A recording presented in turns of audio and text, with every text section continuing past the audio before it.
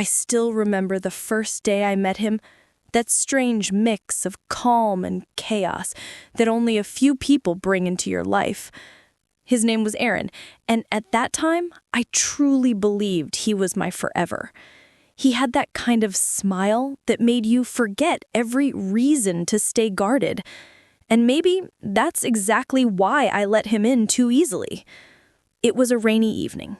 The streets were half empty, and the soft glow of the streetlights bounced off the wet pavement. I was running late for my class, holding my books close to my chest, when a car splashed muddy water right at me. I stood there, drenched and annoyed, when a voice said, "I'm so sorry. Here, let me help." I turned, and there he was. His hair was messy from the rain, his eyes full of apology. He handed me his jacket and smiled. That kind of effortless charm that feels rehearsed, but you still fall for it. That was the start. The moment that changed everything. Over the next few weeks, Aaron became the constant I didn't know I needed. We'd talk for hours about everything. Dreams, fears, stupid little jokes. He made me laugh when I didn't want to. He remembered small things, my favorite coffee, the way I liked to keep my hair tied when I was stressed, the songs that made me cry. He wasn't perfect, but he made me believe he was trying. Soon, our late-night talks turned into long drives. Those long drives turned into shared breakfasts, and those breakfasts turned into, "I can't imagine my life without you." He said it first, and I believed every word. I wasn't naive, or at least I thought I wasn't. I'd been hurt before, but Aaron, he was different. Or maybe I just wanted him to be. Every morning he'd text, "Good morning, my sunshine." Every night he'd call just to say, "I miss you already." He made me feel like I was his world. And for a while, I was happy. Really, truly happy. But happiness has a strange way of blinding you. When everything feels too perfect, you stop noticing the cracks, the small things that whisper, something isn't right. I remember one evening, he got a call. He looked nervous, said it was work, and stepped outside. When he came back, his smile felt different, forced. I asked, "Everything okay?" He said, "Yeah, just some office stuff." But there was no office. He had told me earlier that his shift ended hours ago.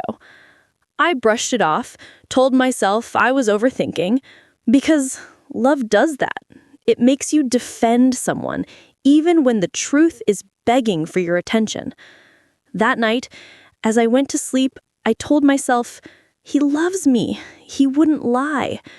And maybe that was my biggest mistake. Aaron started becoming distant. Not all at once, but slowly, like a sunset fading behind the clouds. The calls got shorter, the texts got later, the excuses got stronger. When I'd ask, he'd laugh it off. "You're just being clingy, babe. Chill, okay?" I laughed too, pretended it didn't hurt. But inside, something was breaking. There were days when he'd disappear for hours. No replies, no explanations.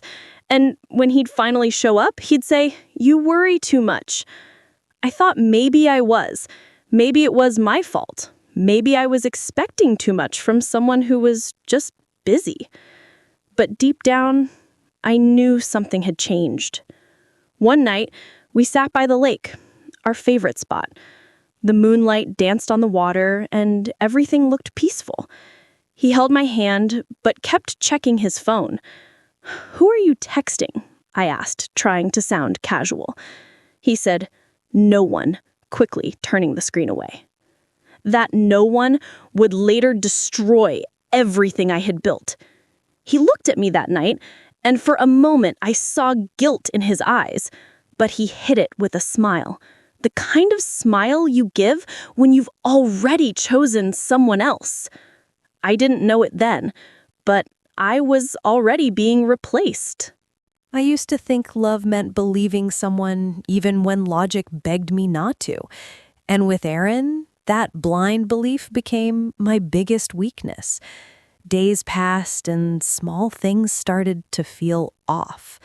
But I ignored them. Every single one. He'd suddenly go silent for hours. I'd text, call, even leave voice notes. But all I got in return was that one cold message. Sorry, babe, got busy. At first, it made sense. Everyone gets busy. But soon, busy became his favorite excuse. He stopped showing up to our Friday coffee dates, the same ones he once called our tradition. He'd cancel last minute, saying his boss needed him, or that his mom wasn't feeling well. And every time I asked if he was okay, he'd say, "Why do you always doubt me?" Those words, they hit deep. I didn't want to be the insecure girlfriend, so I stayed quiet, smiled through my doubt, convinced myself that love means trusting, even when your heart whispers something's wrong. But sometimes silence speaks louder than truth.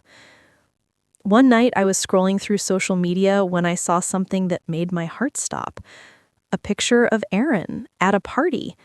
He looked happy, too happy. His arm was around a girl I didn't recognize. Her name was Sophia. Her hand rested gently on his chest, and the caption read, "Best night ever with my favorite person." Favorite person? My chest tightened. My fingers trembled. I wanted to believe it was innocent, maybe just a friend, maybe someone from work. But the way they looked at each other in that photo, it wasn't just friendship. I asked him about it the next day, my voice soft, careful, like I was walking on broken glass. He laughed. "Babe, that's Sophia. She's just a friend from the team. You're overthinking again." Again. That word stung, like my pain was just a habit. He said he loved me, kissed my forehead, and promised I had nothing to worry about. And, like a fool, I believed him. But after that night, I couldn't unsee the truth. Her name started showing up more often, in his texts, on his social media, in casual conversations. "She's really funny," he'd say. "She understands my work," he'd say. "She's just easy to talk to." And every "she" was like another crack in my trust. I remember one weekend, I had planned a surprise dinner for him, cooked his favorite pasta, decorated the table with candles, even wore the dress he once said he loved. He didn't show up. I waited. The food went cold. The candles burned out. Midnight came, and so did the truth. He sent one text. "Sorry, couldn't make it. Something came up." No call, no explanation. Later that night, I saw Sophia's story. A picture of Aaron and Sophia at a rooftop bar, his hand holding hers. The caption was, "When time stops, nothing else matters." Time stopped for me too, but not the way it did for her. I threw my phone aside and sat there in silence. The walls of my room felt smaller, the air heavier. I cried that night, not because he lied, but because I knew I'd let him. I ignored every red flag, every warning, every moment my gut screamed at me. I told myself, he wouldn't do this to me, but deep down, I already knew he would. Still, I stayed. Because walking away felt harder than pretending everything was fine. The next few weeks were torture. Aaron grew colder, distant, distracted. I became an option in the story where I was supposed to be the main character. He started avoiding physical touch. He'd flinch when I held his hand. His hugs felt like obligations, his words like rehearsed lines. And every time I tried to talk, he'd say, "Can we not do this right now?" "But when, Aaron? When was the right time to talk about us? I kept my pain hidden, smiling when he was around, crying when he wasn't. My friends noticed. My mom noticed. Everyone did. But I defended him every single time. Because when you love someone, you start lying for them, to the world, and eventually to yourself. Until one day the lie gets too heavy to carry. It was a Sunday morning when it finally broke me. I was at his place, cleaning up his room while he was in the shower. His phone buzzed. Normally, I'd ignore it, but this time, something made me look. It was Sophia. The message said, "Last night was perfect. Can't wait to see you again." My hands froze. My heart did too. When he came out, I was still holding the phone. I looked at him, eyes wet, voice shaking, and said, "Who is she to you?" "Aaron." For the first time, he didn't answer. He just stood there, speechless. That silence was my answer. I placed his phone down, walked past him, and said, "Thank you for showing me who you really are." I didn't cry that moment, not one tear, because when pain crosses its limit, it turns into something else, something quiet and dangerous.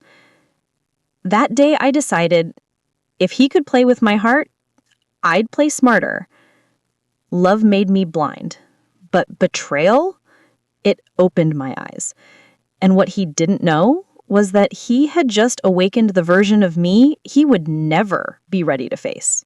That night is still burned into my memory, not because it broke me, but because it remade me. It was a Friday, the kind of evening where the air feels too calm, like the world is holding its breath before a storm. I hadn't spoken to Aaron much that week. Every time I called, he said he was busy.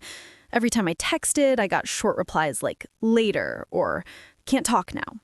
But that night, something in me refused to stay quiet. I told myself I'd surprise him, show up with dinner, just like old times. Maybe we'd talk, maybe we'd fix what was left. I still believed that love could be saved if you tried hard enough. I was wrong. I remember standing outside his apartment door, holding a takeout bag and a heart full of hope. I could hear music playing inside. Soft, slow music. His kind of playlist. I smiled a little. Maybe he'd been thinking about me after all. I knocked once, no answer. Twice, still nothing. But the door wasn't locked, and the moment I stepped inside, the world I knew ended. There they were, Aaron and Sophia. He wasn't even shocked to see me. He froze, yes, but not with guilt, more like annoyance. "Sarah, what are you doing here?" he said, as if I was the one intruding in his home. Sophia looked at me, half guilty, half proud. Like she'd already won a war I didn't know I was fighting. The takeout bag slipped from my hands. The sound of it hitting the floor was the only noise in that room for what felt like forever. I wanted to scream. I wanted to cry. But I didn't. I just stood there, still, silent. Because sometimes silence hurts louder than any words ever could. I looked at him and said, "So this is what being busy looks like?" He didn't answer. He didn't have to. The truth was standing right in front of me, wearing his shirt. For a second, I almost laughed, not because it was funny, but because disbelief feels like madness. I turned to leave. That's when he grabbed my hand and said, "Please, Sarah, it's not what it looks like." I looked at him, eyes filled with everything he'd destroyed, and whispered, "It's exactly what it looks like." Then I walked away. I didn't cry in the hallway. I didn't cry in the car. But when I reached home, I collapsed. My hands were shaking. My chest felt heavy. I stared at the ceiling for hours, trying to understand how someone who once called me his world could destroy mine so easily. My phone kept buzzing that night. It was him. First, the usual excuses. It was a mistake. I didn't mean to hurt you. Then the manipulative ones. You pushed me away. I still love you, Sarah. Love? No, that wasn't love. That was convenience. I blocked his number, but blocking someone doesn't block the memories. I stayed awake till morning, staring at the rising sun, realizing I'd spent months building my happiness around someone who was only ever pretending. And then something inside me shifted. The pain was still there, deep, raw, unexplainable, but under it, a strange calm began to grow. For the first time, I didn't want to beg for answers. I didn't want closure. I wanted balance. I wanted him to feel the same helplessness he gave me. Not through shouting, not through anger, but through silence, patience, and timing. Revenge isn't always loud. Sometimes it starts quietly, with a deep breath and a plan. So that morning, I deleted every picture, every message, every trace of him, not to forget, but to prepare. Because from that day, I wasn't the broken girl he left behind. I was the storm he never saw coming. The next few days, I disappeared. No calls, no posts, nothing. I knew he'd notice. People like Aaron always do when their favorite attention source suddenly goes quiet. And he did. He started texting from different numbers. Can we talk? He even came to my apartment once. I didn't open the door. He begged, saying he missed me. I smiled behind the curtain. Because now I wasn't reacting. I was observing. He thought I was still hurt, still crying over him. He had no idea I was already 2 steps ahead. I started studying his patterns, his routines, the way he liked being admired, the people he impressed, the places he went. Revenge doesn't need rage. It needs precision. I started showing up at events he skipped, made new friends in circles he once controlled. Slowly, my name started appearing where his used to be. People started noticing me. And that irritated him. He started reaching out again, this time not out of guilt, but fear. Fear of losing control. Because the moment you stop chasing them, they start chasing you. I didn't respond. Not yet. I wanted him to feel invisible, forgotten, just like he made me feel. Then, one night, I got a message, not from him, but from Sophia. It said, "I hope you're not mad. He was never really yours." I stared at it for a moment and smiled, because she had no idea that the game she thought she'd won had just begun. That message didn't break me. It motivated me. She wanted a reaction, but I had a better plan. I wasn't going to fight for him. I was going to make sure they fought because of me. That night, I stood by my window, looking at the city lights, whispering to myself, "You took my peace, Aaron. Now I'll take your comfort." And as the wind brushed against my face, I felt it. The first hint of power returning to me. The same girl who once cried over his betrayal was now writing the next chapter of his downfall. And it all started that night. The night everything changed. Heartbreak doesn't destroy you all at once. It breaks you in pieces, quietly, patiently, until you don't even recognize yourself. The days after that night felt endless. I'd wake up every morning hoping it was a nightmare, only to face the truth again. The bed felt too big, the silence too loud. Even the sunlight felt cruel, like it was mocking me for trying to start another day. My friends told me to move on, to forget him, to be strong. But how do you be strong when the person who broke you still owns all your memories? I tried to distract myself. Long walks, new music, pretending to smile. But every corner of the city reminded me of him. The cafe where he first said I love you, the park bench where we planned our future, even the bus route we once shared felt like a cruel replay. I was angry, not just at him, but at myself, for ignoring the signs, for believing his lies, for loving him more than I loved myself. There were nights I'd stare at my reflection, asking, who am I now? Because the girl in the mirror wasn't me anymore. She looked tired, hollow, lost. But something inside me refused to die. One night, I sat by my window and whispered, "You broke me, Aaron, but you don't get to keep me broken." That was the moment it changed. Not all at once, but the seed of strength was planted. I started writing. Not text to him, but letters I'd never send. Every line poured out the pain I couldn't say aloud, and with every word, I took back a piece of myself. I cried less, slept more, ate properly. Slowly, I began to rebuild the life he tried to shatter. But healing isn't linear. Some days I felt powerful. Other days, I broke again. And on one of those nights, the kind when loneliness creeps in, I got another message from him. "I missed you. Can we talk?" For a moment, my heart betrayed me.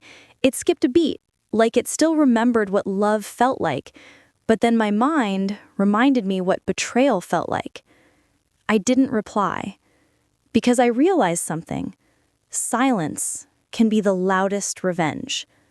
That silence made him restless. He started reaching out to my friends, asking how I was, trying to find out if I had moved on. He wasn't worried about me. He was worried about losing control over me. And that's when I understood this wasn't about love anymore. It was about power. He thought he'd destroyed me, but I was only just beginning. Revenge isn't born from hate. It's born from clarity.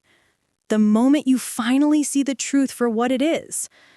Weeks passed, and I kept thinking about everything. The lies, the betrayal, the manipulation.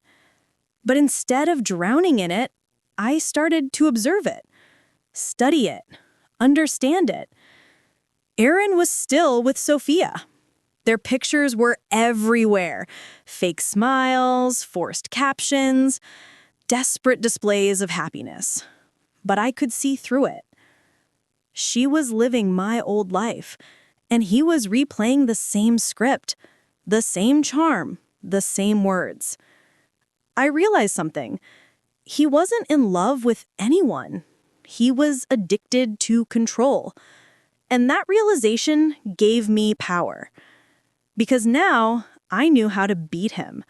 Not by screaming, not by exposing, but by making him irrelevant in the very world he once ruled. I started working on myself silently. Joined a marketing internship, learned new skills, met people who reminded me what real respect feels like. While he was busy chasing validation, I was building something real, my comeback. Every success I earned became a reminder that he hadn't broken me. He'd motivated me.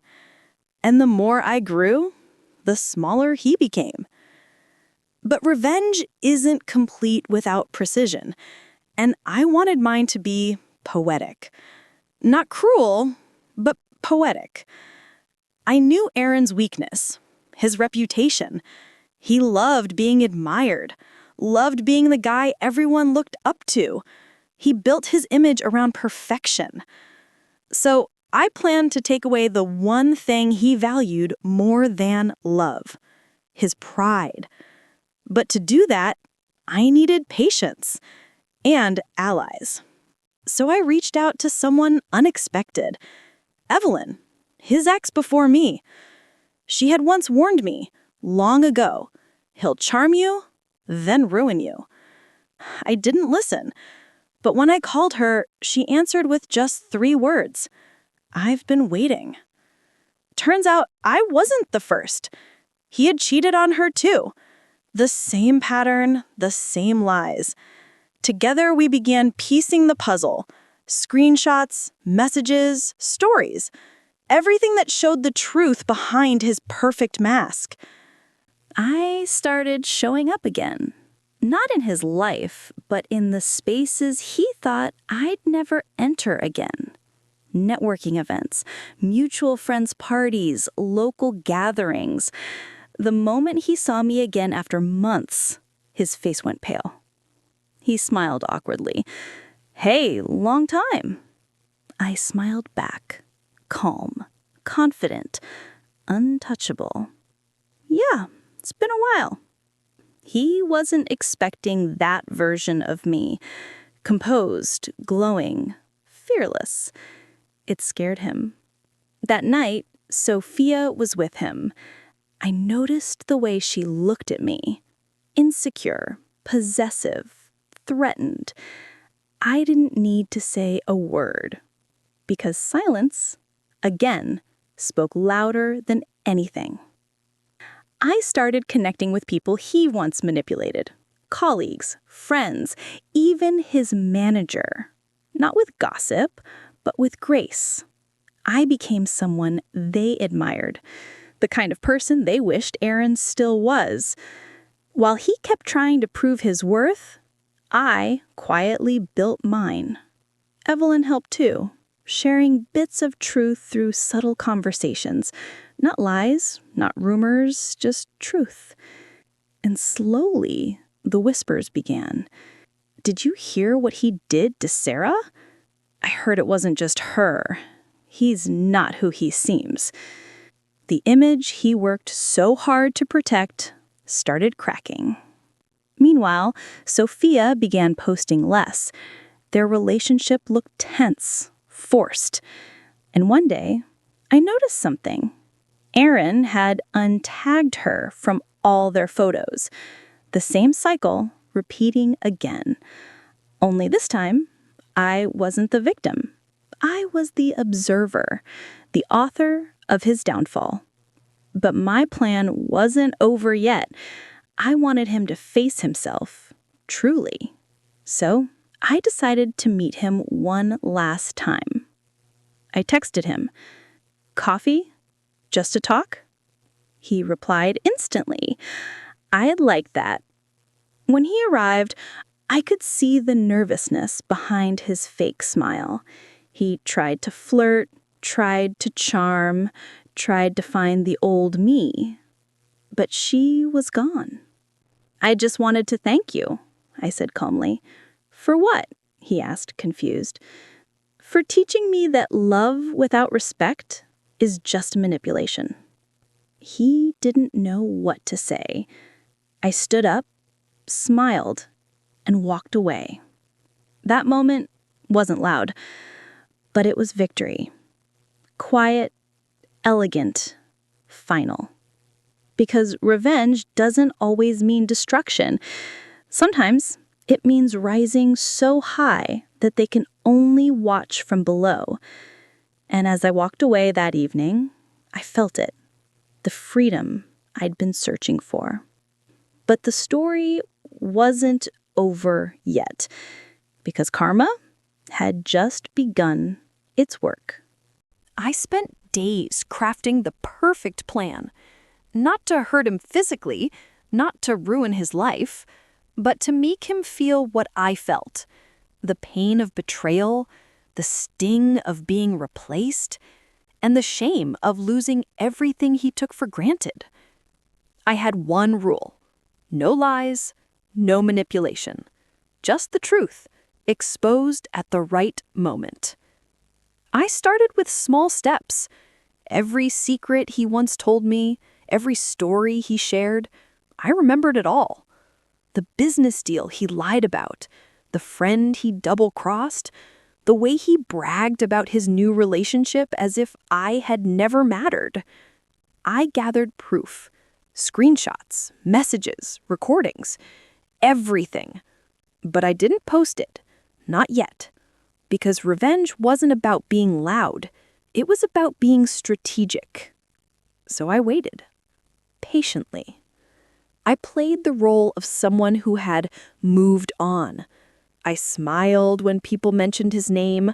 I posted happy photos, not to fake peace, but to make him think I was fine. And he bought it. He even texted me one night, "I'm glad you're doing okay."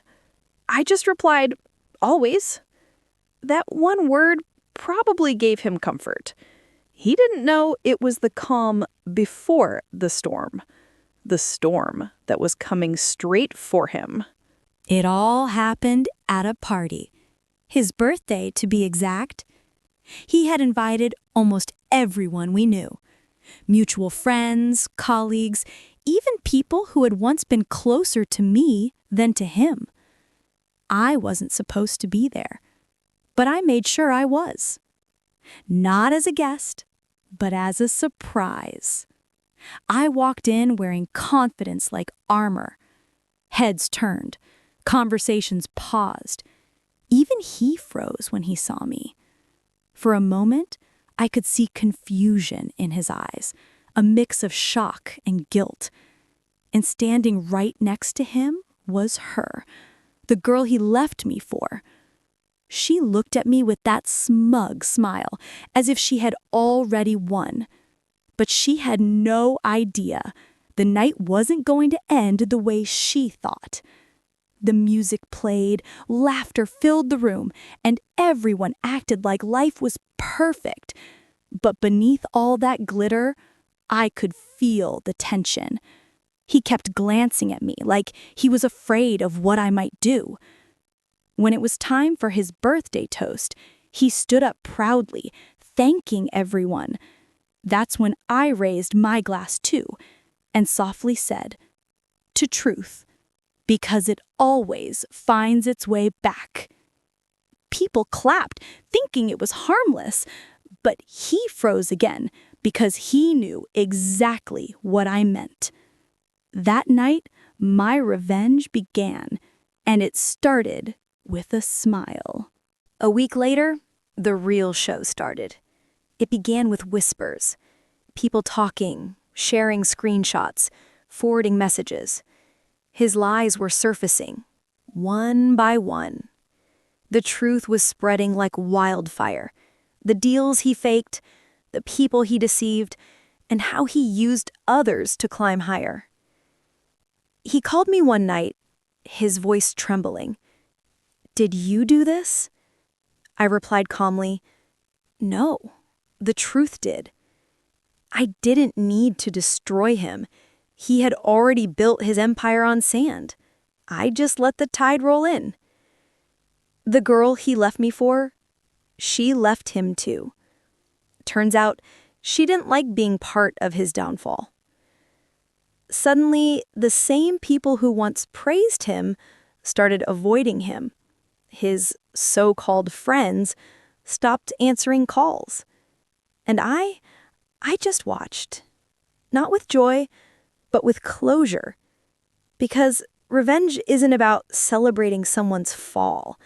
It's about reclaiming your peace after being broken. Still, deep down, I knew it wasn't over. He had to face me one last time, not as the one who hurt me, but as the one who finally understood what betrayal feels like. It was raining that evening, almost poetic. The sky looked as heavy as my heart had been months ago. He showed up at my door, drenched, broken, and defeated. The man who once acted like he owned the world now couldn't even look me in the eyes. "I lost everything," he said quietly. "I know," I replied. "Was this your plan all along?" "No," I said. "My plan was to survive. The rest happened on its own." He sat there, speechless, and for the first time I saw guilt in his eyes. Real guilt. He apologized, over and over, but words couldn't fix what he had destroyed. I didn't shout, I didn't insult him. I just said, "You didn't just lose me. You lost the version of yourself that was worth loving." He left that night, quietly, and as the door closed, I felt something inside me finally heal. Not because he suffered, but because I no longer did. After that night, silence became my peace. No more sleepless thoughts, no more questioning my worth. For months, I had lived in the shadow of betrayal, but now I was standing in my own light. I focused on rebuilding everything he tried to break: my confidence, my peace, my purpose. And life started to reward me for letting go. New opportunities opened up. People who truly cared about me stepped in, not out of pity, but out of respect, because they saw what I'd become: stronger, wiser, calm. He, on the other hand, faded from the spotlight. Every lie he told had caught up to him, and every fake smile had lost its audience. He tried to apologize again, texts, emails, even through mutual friends. But I didn't reply. Not out of anger, but out of growth, because sometimes silence is the loudest answer. I realized something powerful. Revenge isn't always about destruction. Sometimes it's simply about rising so high that the person who hurt you can't reach you anymore. And I had done exactly that. Still, late at night, when I looked out the window, I'd remember everything: the laughter, the lies, the heartbreak. And I'd whisper to myself, I didn't lose him, he lost me. That thought became my peace. That was my closure. Time passed. Seasons changed. But one thing remained. The lesson this chapter of my life had taught me. Betrayal breaks you, but it also rebuilds you into someone unshakable. I learned that trusting someone blindly isn't love, it's surrender. And real love doesn't demand your silence, it respects your truth. If I had never been betrayed, I would have never known my own strength. If he hadn't left, I would have never learned to stand alone. Revenge gave me closure, but forgiveness gave me peace. And no, I didn't forgive him to make him feel better. I forgave him so I could finally breathe again. Because carrying anger forever is like drinking poison and expecting someone else to suffer. I refused to do that. So I let go. Not to forget, but to move forward. Now when people ask me about him, I just smile and say, he was a lesson, not a loss. And that's the truth. Every heartbreak, every betrayal, every moment of pain, it all led me back to myself. In the end, the best revenge isn't payback, it's peace. Because nothing hurts a betrayer more than seeing the person they broke finally healed, finally happy, and finally free.